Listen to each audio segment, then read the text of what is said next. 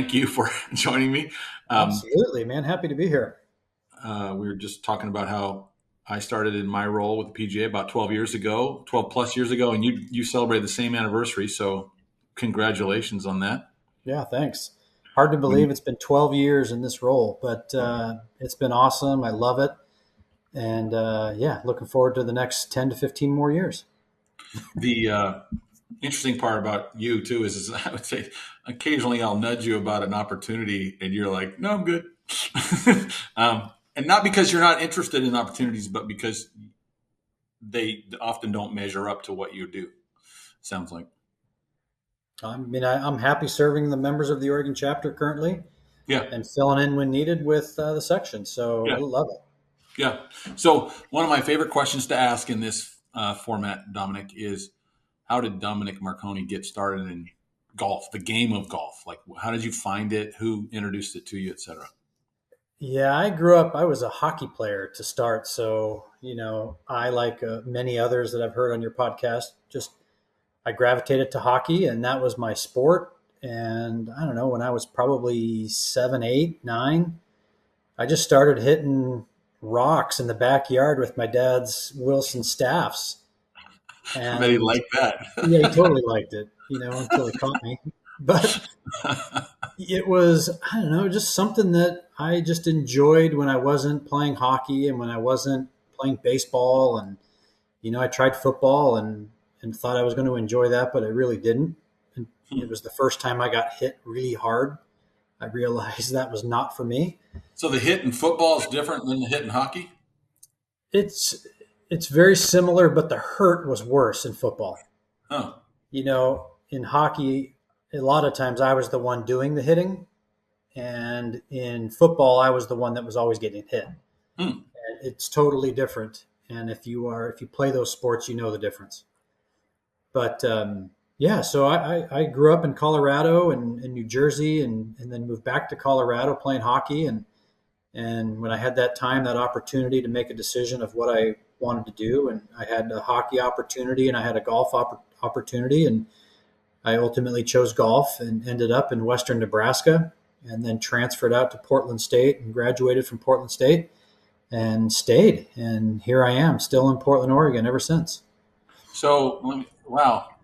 So you lived, again, I was going to ask, because typically, I remember growing up in Beaverton as a teenager and I knew one guy who played hockey, and he was from Connecticut. So he came with the hockey, he had moved in high school. Yeah, when I moved here, well, I should say this, is that I had often visited out to Portland from Colorado to play in hockey tournaments. Okay. But hockey was certainly not as big out here as it was in Colorado for me, and certainly not as big as it was in New Jersey. But when I was in New Jersey, I was much younger and didn't really know any better. But when I graduated high school in Arvada, Colorado, and hockey was a big deal there. We had I played on the high school hockey team, which was technically a non-affiliated sport of the high school association, but it was more of club teams. But it was every high school. Most of the high schools had club teams, and then there were some areas that had smaller high schools that combined, multiple high schools into one hockey team. So, Sure. And that was like the highlight, was going to hockey games on, whether they were Thursday nights or Friday nights. That was a big deal. Not as big as football, but it was certainly different for the fans of the sport. So then you came out to Portland State, and it was the coach Henry Child? No, sorry, no. Oh. No. So when I moved out here, it was I coached I played for Eric Stinson. Okay. So Eric Stinson was the only coach that I played for there in my time. But when I came out to visit and made the decision to come out here, it was a different coach at that time. But it was the reason why. Charles, maybe? No, Michael Charles was a player over at UP at the time. That's who it was. Okay, yeah. And anyway, it was a great time, and again, there's nothing like playing collegiate sport, and it was a fun time. And some of my best friends are still those from Western Nebraska and from Portland State. So what was your What was your home course at Portland State? When Portland State, we played a lot out of Riverside. We got to play there obviously on Mondays, which was really nice. But Heron Lakes, Eastmoreland, and Riverside were our courses we played out of. I tell you that the Portland City courses, my first job was Heron Lakes, and so I have a total affinity for that. But Eastmoreland, I mean, what a Yeah, what a totally. good golf course in terms of you've got to know how to shape a golf ball and control Totally. distance and stuff like that. So you made that transition, and in that time you met some people. So how did you end up in the golf industry? Yeah, there were some friends of mine that were working up at the Oregon Golf Club. And at that particular time, I just finished school. And they said, hey, you should come up and start working up here. And so I came up and just really started working with some friends at a golf course, is really how I looked at it. Huh. And that was in 96, earlier 96. And then it was irony. Like, I was at Oregon Golf Club, and it was right before they sold their portion to American Golf. Okay. And Craig Griswold was the head professional there, and he basically was honest with me and said, "Look, with the change coming in, we're just not certain whether we can keep our staff, And so, if you come across an opportunity, that'd be great." And it was about that same time, Jay Politek, he took the ferry over from Willamette Valley, and he met with the group up at Oregon Golf Club, and he said, "Hey, I just left Oregon or Willamette Valley Country Club, met with Derek Peterson, and he said that they are looking for an assistant." So literally, that's how fast that transition happened. And I think I called up, talked to Derek, and I had an interview set up like later that week. Met with him, and then basically said, "You're hired. By the way, you start at 4:30 in the morning on Saturday." I'm like, "Oh, lovely! This is fantastic."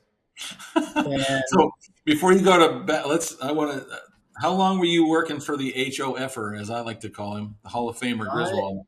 I worked up at the Oregon Golf Club. I want to say it was 6 months, but again, I took it as like just a job. It wasn't a Yeah. career at that time, and I worked with Michael Neff and our good friend Jim Dunlap. Nice. And Michael turned to me and he says, "You should turn professional." And it was one of those conversations where, like, I don't even know how to do that. What's it like? And he said, all you need to do is write a letter to the PGA, foregoing your amateur status, and you're good to go. And I said, "Oh, it's really that simple." And as it turned out, there was a little more to it at that time. Yeah. And so, yeah, right after that, I entered the apprentice program and started going through the levels. Nice. And So yeah, cool. I love the fact that, I mean, you and Nipper, Michael Neff, go back that far. I mean, yeah, what an incredible human being he is. Love that guy. yeah, and just met through mutual friends. And Jim Dunlap at that time was our mutual friend that brought us together. Wow. Did you play golf in college with Jim then? I played college golf with Jim Dunlap Okay. and Jay Politek, Curtis Reistad, Joe Moffenbauer, Wow. Dan Wow. Kempton, Darren Danicus, Matt DeLynn. These are all guys in this my 2 years of eligibility that I had left. These are ones I crossed paths with. That explains why I always see the crap, so to speak, the friendly crap flying between you and Politic, because it's been going back and forth for a long time. A long time. Yeah. Ever since he was selling those, Sunderland jackets and Sabona bracelets. And then and he's had a pretty good run in his career as well. Oh yeah. Where he's at. Yeah. So he sort of introduced you to the Willamette Valley opportunity. You went over there, and what year was that? That was in 96. So I worked the rest of 96, and then I worked for Pat Akins, was the head golf professional there. Mm-hmm. And he was, kind of an independent, owned his own golf shop. He was one of the last in that arena. And, it came time for a contract renewal for him in 99. And I really enjoyed my time there. And the board at that time was not going to renew his contract. And I, basically went to the board. I wasn't a member yet at that time. And I said, I would love to be the next head golf professional here if it all works out. And unfortunately, it didn't. They just said we're gonna open it up and we're gonna do some Yeah. things. And I got approached by a company out of Seattle, Oki Golf, and they were in the process of building the golf club at Newcastle. And a friend of mine at that time that I played college golf with for 1 year, Mark Human, he had been working with Discovery Land Company for quite a bit. He had worked at a number of the facilities all over the country, but he was down in Palm Springs. He opened up the Hideaway. He helped with a number of those facilities. And when they left the Discovery Land Company, I think it was they were at I think it was a club out of Texas at the time, and working for a group there. And he'd made the switch and he started working for Oki Golf. And at that particular time, he said, "Hey, come on up. We're opening up this facility. We're looking for a couple of assistant golf professionals." And I went up there and met with him, and it was great. It was a great opportunity. And so I came back to Willamette Valley and, let him know that I had this opportunity. And, and I said, if you are able to name me your next head golf professional, I'd be willing to stay.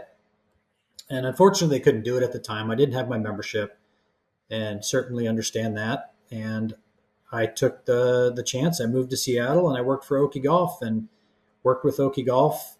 Started as an assistant at the golf club at Newcastle. And along the way, they said, when you get your membership, our goal is to move you fast through the program here and have you as a head golf professional at one of our facilities. Mm. And so that would have been when I got hired there. It was probably in March or April. And so we're literally in a trailer up on top of Coal Creek. The best view trailer there is. Seriously, I've seen a lot of beautiful views. That for me is one of the best views I've ever seen in golf. So pretty spectacular. And literally it was October. I got my membership in October. And in December, they named me as the head golf professional out at the Plateau Club. Okay. And had a good run there. I was there for a little while. And then the opportunity to go back to Newcastle was there as their director of golf. And I moved back there. And, part of the plan for me was when I went up there, the goal was to get the experience that I needed so that I could come back to Portland, which is really what I wanted to do, which is where my family is at and my wife's family is at. And so that was the ultimate goal of mine. You just never know how long it's going to take you to do that. And it just happened to work out. And I met somebody who worked for Pumpkin Ridge, and they happened to be up at Newcastle. They were there doing some, I think it was ladies golf day. Okay. Then I ran into her and she was a good connection for me to get back to Portland with Pumpkin Ridge. Mm-hmm. And Pumpkin Ridge was looking for a director of golf that I applied for, didn't get. And then it was shortly thereafter, they were looking for a head golf professional at Ghost Creek. And I applied for that and I ended up getting that. And so that was when I moved back to Portland. And so that was great for me. Yeah. And for my family, just because we got to be closer to home. Yeah. At that point, you have two kids, the two Bs. They were how old? Oh, well, let's see. That would have been... Well, maybe Brody wasn't even around then, but... Yeah, no. So when we moved up to Seattle, the first time, so my wife was pregnant with Bella. And then, so that was in March, April, and then my daughter was born. She was born in July. And then, so that was in 96. And then 2002, that was when my son was born. Yeah. So, yeah, it's been great. And it's hard to imagine. It's hard to imagine it's been that long, and now my kids are all grown up and all over this place. It's incredible how the dots, you look back at the dots And we don't do it enough. Actually, you think about the way things worked out, the way they did. I know you don't like to hear this, but the fact that that you and I were finalists for a job one time, the same job, Same job. and it worked out that you got the job, which is totally fine, because it allowed me to get some experience that I needed, that I use every day now. And without that, I think my path is different. And then we both went through different, I call them spin cycles, that happen Yeah, when you're sort of in the washing machine. And I agree, 100%. Paths would be different if yeah, we didn't do certain, have certain opportunities. yeah. I mean, that's one of the things that, again, I look back at your experience of, so you got to open, 36 hole premier facility. It's still pretty much a premier facility too. And Yeah, I mean, but it certainly was, in many ways, sort of like in its own way, a discovery or a DMB property rolling out, but it was public yeah, and private. and So private. yeah, I mean, and then you went to a place that was very similar to that. You didn't get to open Pumpkin, but like the fact that they're similar in that you have this sort of private side, public side, or I know it varies. Reserve is different. The way they do it's different than Pumpkin, Yeah. and the way uh, Newcastle does it. But they still have that component of, well, who am I? Who's in front of me today? I have to think. I have to adapt. Well, and I share this story quite a bit with a number of associates and just people I've met along the way. When I was an assistant at Willamette Valley, I certainly thought I knew everything. Like I thought I could step into the role of the head golf professional and it would be seamless, and because I knew everything already. The very first day on my job at the golf club at Newcastle, my first responsibility was to rewrite the bylaws for the handicapping system for Newcastle. And I was like, oh, I mean, that was my first experience. Like, I can't even believe it, that this is what I have to do. I have no idea. I don't even know where to begin. I don't know how to start. And it was more of a test of when they gave me that assignment, I feel they wanted to know how I was going to handle that situation. And the very first thing, I felt completely overwhelmed. And then I realized this is already done. This is already done. We just need to reach out to the Washington Golf Association, but it was just one of those moments where you think you know everything and then you realize you quickly don't. Yeah, And I like to share that because there's still a lot to learn no matter where you are in your career. And while we think we know we know everything, there's still lots to learn, and every day is an opportunity to do so. yeah. That's a great example. That's a great example. I realized always too that you go from being an first assistant to your first head pro opportunity. That's when you realize that there's a lot of bullets flying around too. Yeah. And in fact, if you've had a good boss, even if they weren't technically as good as you know what I mean? Like maybe you're better at the point of sale, you're better at Hmm. tournament ops or whatever, but they have the emotional intelligence and the experience to manage the bullets. Like in some cases, they're like they're like your bulletproof vest, and you Yeah. pop your head up, and all of a sudden it's like, wait, I'm taking the bullets here. I'm getting blamed for things that aren't my fault, Right. and I have to fix things that I don't have resources for or whatever, and now I'm supposed to run cover for my people, Yeah. and it's like that's when it's like, hello, let's learn. Yeah, exactly. And it's always there for us, and even now in this role, there's still always learning, curves and things that you just don't know until you experience it. I do feel my experience has helped me to handle these situations better. Mhm. And so that's the one thing I can say is the more and more you do or are faced with these situations, you tend to be better at how you handle them. Yeah. So if I could ask you another question, either about Newcastle or Pumpkin Ridge, what is one of the days that you look back at and say that was a great day? I I led a team to do something really cool. Is there a day like that you would share with somebody who's again a young assistant? Yeah, I mean, I'll go back to my days at Pumpkin just because they were longer and the tenure was longer there. But I just really felt like with my time there and with what Bandon Dunes was doing with their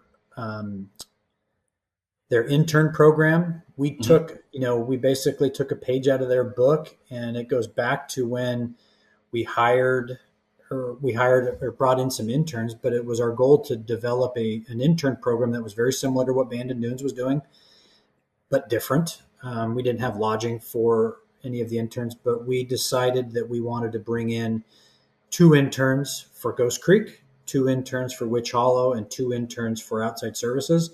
Mm-hmm. And our goal was every 2 months we wanted to rotate them so they could have the experience of what it was like to work outside services at Pumpkin, what it was like to work at a public facility, and what it was like to work at the private side at Pumpkin. Yeah, I like that. And that was one of the, I think that was one of the things that I was most proud of. And we had a great team in place already. We had Ryan Clemens, who was an intern of ours, who then we promoted to the head golf professional position at Ghost Creek, and David Porter to me, who's a legend. He and I have become really good friends, and we worked together for a number of years. And then with our sales manager at the time, Dylan Campy, our marketing director with TG Sauer, and our general manager at the time, Scott Humphreys, then it was the supporting cast of everybody around us, and it was our assistant golf professionals in each of the facilities.